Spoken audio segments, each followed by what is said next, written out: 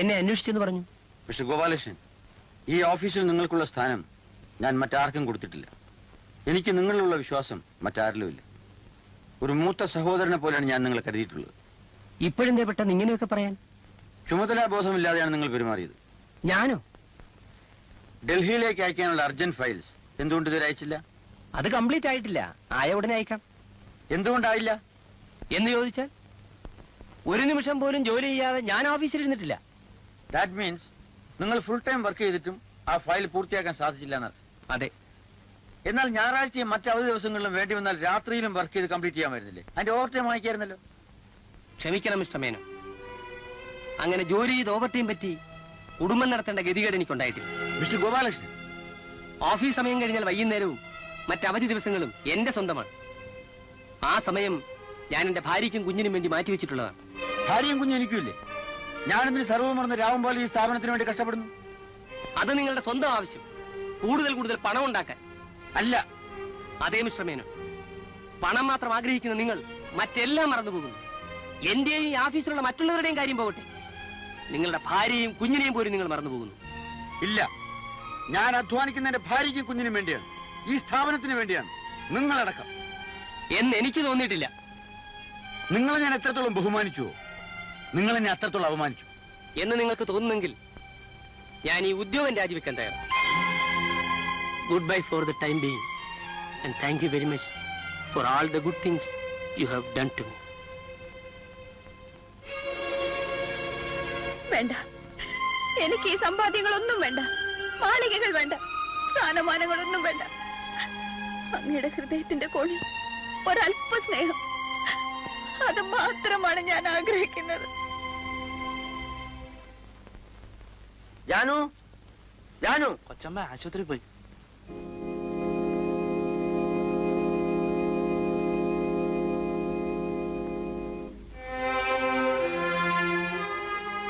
വരൂ.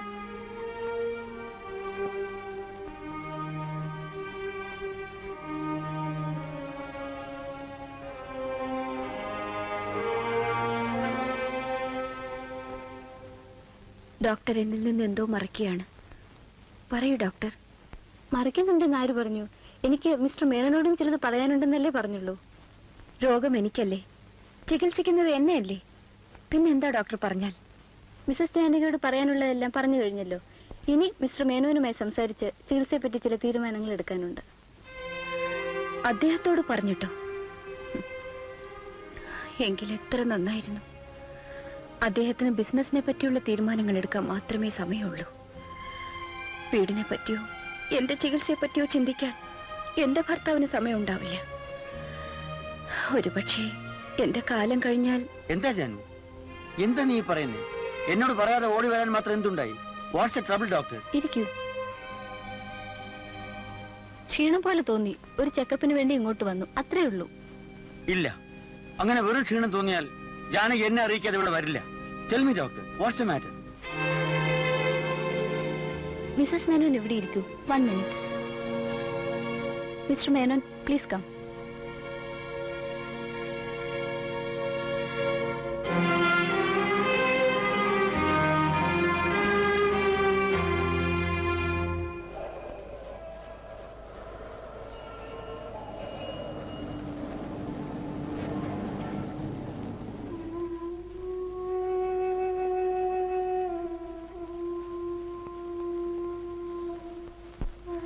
എന്താ ഒന്നും മിണ്ടാത്തത്? ഏയ്, ഒന്നുമില്ല. ഡോക്ടർ എന്തു പറഞ്ഞൊന്നും പറഞ്ഞില്ലല്ലോ. ഞാൻ അധികം നാൾ ജീവിച്ചിരിക്കില്ലെന്ന് പറഞ്ഞോ? ജാനകി? രോഗിയെ പരിശോധിച്ച് ഡോക്ടർ രോഗം മനസ്സിലാക്കുന്നു. പക്ഷെ ഡോക്ടറുടെ മുഖത്തേക്ക് നോക്കിയാൽ മതി, രോഗത്തിന്റെ സ്ഥിതി രോഗിക്ക് മനസ്സിലാവും. മാത്രമല്ല, എന്നോട് പറയാതെ അങ്ങയോട് പേഴ്സണലായി എന്തോ പറയാനുണ്ടെന്ന് പറഞ്ഞപ്പോഴേ എനിക്ക് മനസ്സിലായി. ഞാൻ നിനക്കൊന്നുമില്ല Janu, you are all right.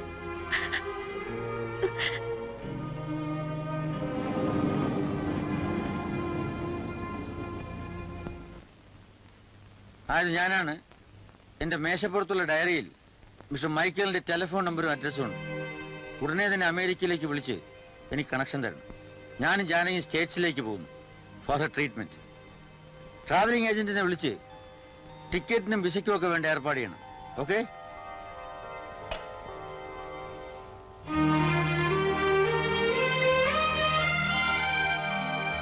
എന്താ ജാനകി, എന്താ ഇങ്ങനെ നോക്കുന്നേ?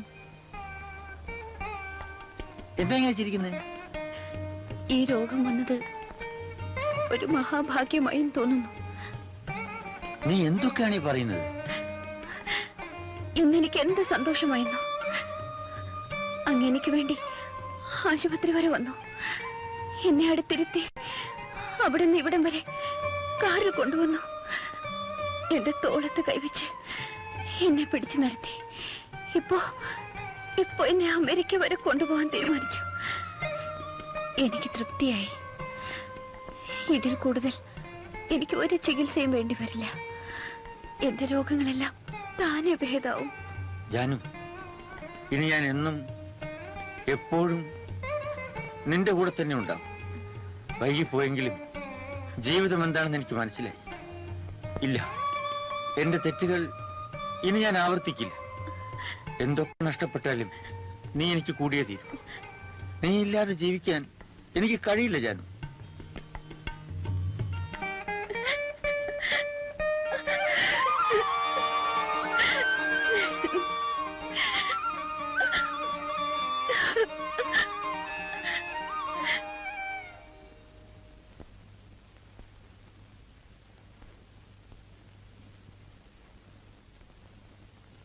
മിസ്റ്റർ മേനോൻ, എത്രത്തോളം നിങ്ങൾ സൂക്ഷിച്ച് കരുതലോടെ നിങ്ങളുടെ ഭാര്യയെ ശുശ്രൂഷിക്കുന്നുവോ അത്രത്തോളം കാലം അവർക്ക് യാതൊരു ആപത്തും വരില്ല.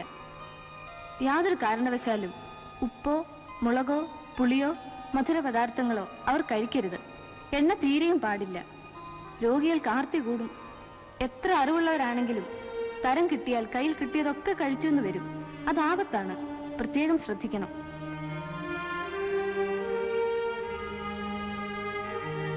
മുതലാളി ഒന്നും കഴിച്ചില്ലല്ലോ. എനിക്ക് വിശപ്പില്ല. നിങ്ങളൊക്കെ കഴിച്ചോളൂ.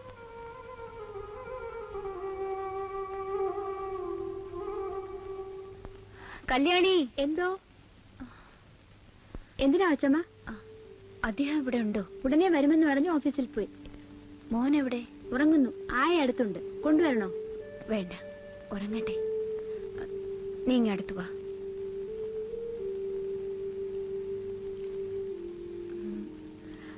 എന്തിനാ അച്ഛമ്മ? കുട്ടികൾക്ക് ഉടുപ്പും പാവാടയും തയ്പ്പിക്കാനാ. വാങ്ങിക്കേ. കല്യാണി, നിനക്കെന്നെ ഇഷ്ടമാണോ? അതെ അച്ഛമ്മ. എന്നാ നീ എനിക്ക് വേണ്ടി ഒരു ഉപകാരം ചെയ്യണം. ഇവരൊക്കെ പലതും പറയും, നീ അതൊന്നും കാര്യമാക്കല്ലേ. എന്താ അച്ഛമ്മ? ഞാൻ വായിക്കു രുചിയായിട്ട് എന്തെങ്കിലും കഴിച്ചിട്ട് എത്ര നാളുകളായിന്നറിയാമോ? അയ്യോ, അദ്ദേഹം പറഞ്ഞു. അദ്ദേഹം പറഞ്ഞതൊക്കെ എനിക്കറിയാം. പാവം പേടിച്ചിട്ടാ. അത്രയ്ക്കൊന്നും പേടിക്കാനില്ലെന്നേ. നീ ഒരു കാര്യം ചെയ്യും. 2 കഷ്ണം പൊരിച്ച കോഴിയും ഒരല്പ ഉള്ളിയും മാങ്ങയും അരിഞ്ഞിട്ട് പറ്റിച്ചു വെച്ച് കുറച്ച് നെത്തോലി മീനും,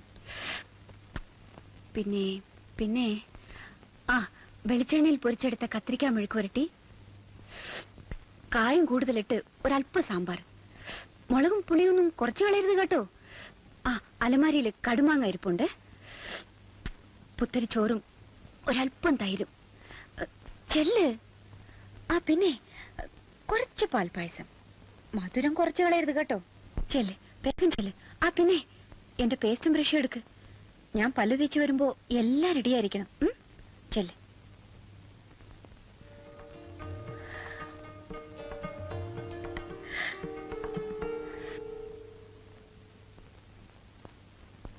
ഊണ് തയ്യാറായി സാർ.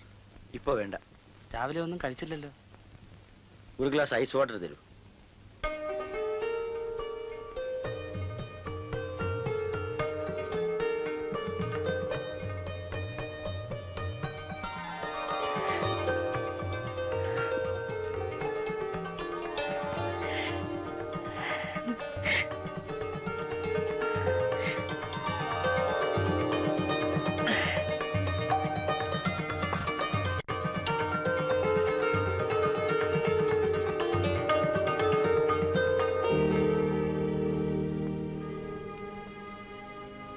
ഇതെല്ലാം എടുത്തോണ്ട് പോകും.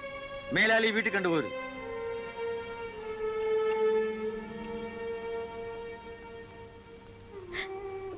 അവൾ എന്തിനു വഴക്ക് പറയുന്നു? എനിക്കിന്ന് വല്ലാത്ത വിശപ്പ് തോന്നി. ഒരു നേരം കഴിച്ചൊന്നും വെച്ച് ഞാൻ എത്ര നിർബന്ധിച്ചിട്ടാണ് അവൾ ഇതൊക്കെ തയ്യാറാക്കിയതെന്നറിയാമോ? പാവം. പാവം. ഞാൻ എല്ലാരെയും വിളിച്ച് പ്രത്യേകം പറഞ്ഞ് മനസ്സിലാക്കിയതാണ്. അവൾ പാവമല്ല, പാപിയാണ്. ഞാനിപ്പോ വന്നില്ലായിരുന്നെങ്കിൽ. പോട്ടെന്നേ, ഒരു നേരം കഴിച്ചൊന്നും വെച്ച് ഒന്നും വരാനില്ല. വരൂ, നമുക്ക് രണ്ടുപേർക്കും കൂടി കഴിക്കാം. എത്ര നാളായി ഒരുമിച്ചിരുന്ന് വായ്ക്ക് രുചിയായിട്ട് എന്തെങ്കിലും കഴിച്ചിട്ട്. ജാനു, നിനക്കിതൊന്നും കഴിക്കാൻ പാടില്ല. പിന്നെ ഒരു നേരം കഴിച്ചൊന്നും വെച്ച് മരിക്കാനൊന്നും പോകുന്നില്ല. നിനക്കെല്ലാം കഴിക്കാമായിരുന്നപ്പോ അതിനുള്ള നിവൃത്തി നമുക്കില്ലായിരുന്നു. ഇപ്പോ നമുക്കെല്ലാം ഉണ്ടായപ്പോ നിനക്കൊന്നും കഴിക്കാൻ പാടില്ലെന്ന്. അങ്ങനെ മരിക്കുന്നെങ്കിൽ മരിക്കട്ടെ. എന്നാലും ഞാൻ വായ്ക്ക് രുചിയായിട്ട് ഒരു നേരമെങ്കിലും കഴിച്ചിട്ടേ മരിക്കൂ.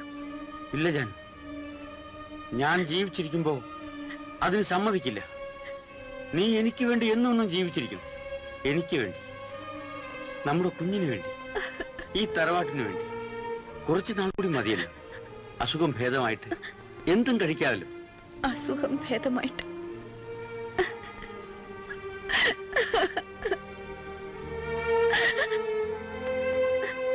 ഗോവിന്ദ, അല്പം ബാർലി വെള്ളം കൊണ്ടുവരൂ. എന്നാല് അല്പം ഉപ്പ് കൂടി ഇട്ടോളാൻ പറയാം.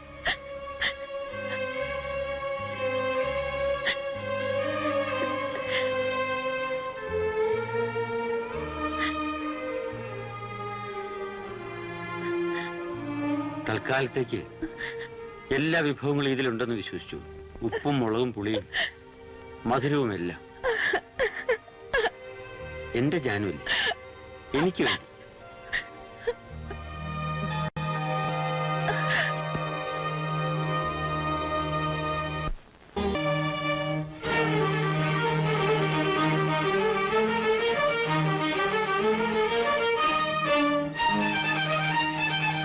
ജാനു, ജാനു,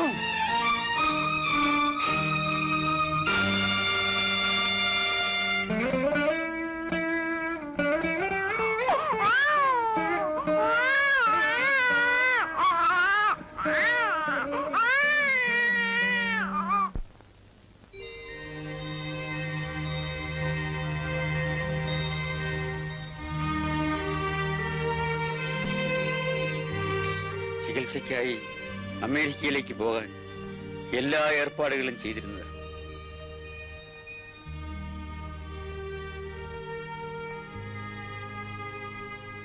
നിന്റെ അമ്മയുടെ ജീവൻ ഏതാനും നിമിഷങ്ങൾ കൂടി പോലും നിലനിർത്താൻ കഴിയാതെ പോയ എന്റെ ലക്ഷ്യങ്ങൾക്ക് എന്ത് വിലയായിരുന്നതാ?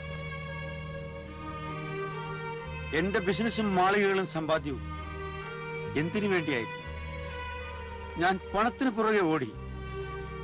ആരെ സന്തോഷിപ്പിക്കാനായിരുന്നു ആ പരക്കം പാച്ചിൽ? കൊല്ലാൻ വേണ്ടി മാത്രമായിരുന്നു.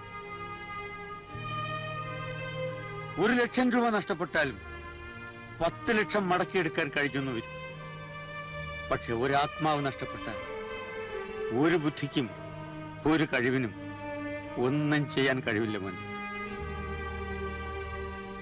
അതെന്നേക്കുമായി നഷ്ടപ്പെട്ടു പോകും. നാം കെട്ടി ഉയർത്തുന്ന ഓരോ പടവുകളും നമ്മിൽ നിന്ന് തന്നെ അകറ്റുന്നു. ഇതെന്റെ അനുഭവമാണ്, നിന്റെ അച്ഛന്റെ അനുഭവം. നിനക്ക് വേണ്ടത് അതാണെങ്കിൽ വിവാഹമോചനത്തിന് നോട്ടീസ് അയക്കാം. ഡാഡി, എന്താ മോളെ? അപ്പോ ഞങ്ങളെ തമ്മിൽ പിണങ്ങിയതും ഇറങ്ങിപ്പോകുന്നതും ഇനി തിരിച്ചു പോകുന്നില്ല എന്ന് പറഞ്ഞത് ഞാനല്ലല്ലോ. പക്ഷേ എന്നെ തീരുമാനിച്ചതിന് ഞാൻ എത്ര കാത്തിരുന്നു. എന്റെ മനസ്സിലെ വേദന എന്തുകൊണ്ട് മനസ്സിലാക്കിയില്ല? കൂടുതലൊന്നും സംസാരിക്കണ്ട. പോയി ഡ്രസ് ചെയ്ത് എന്റെ കൂടെ വാ. നാണം കെട്ട് അവിടെ കയറി ചെല്ലാൻ. സ്വന്തം വീട്ടിൽ കയറി ചെല്ലാൻ എന്ത് നാണക്കേടാ മോളെ. പക്ഷെ ഡാഡി, സംസാരിച്ചത് മതി. Come on, let us start.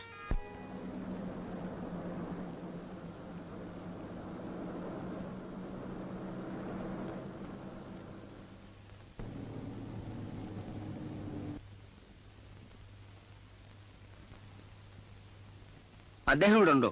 ഇല്ല, ഇല്ലേ? വീട്ടിൽ പോയി. ശരി.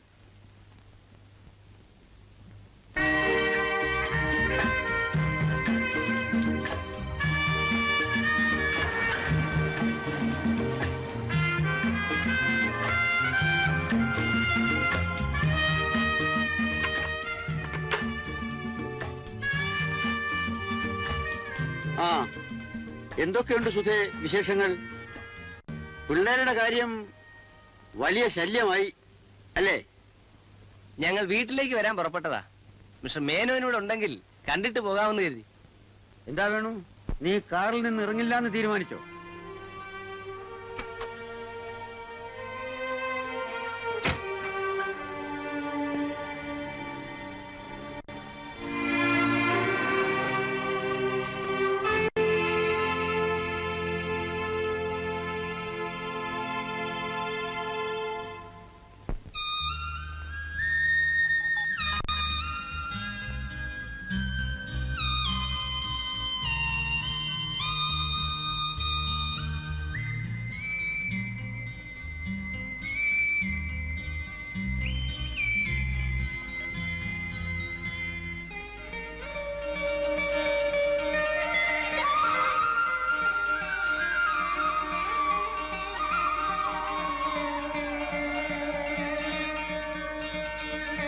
സുധേ,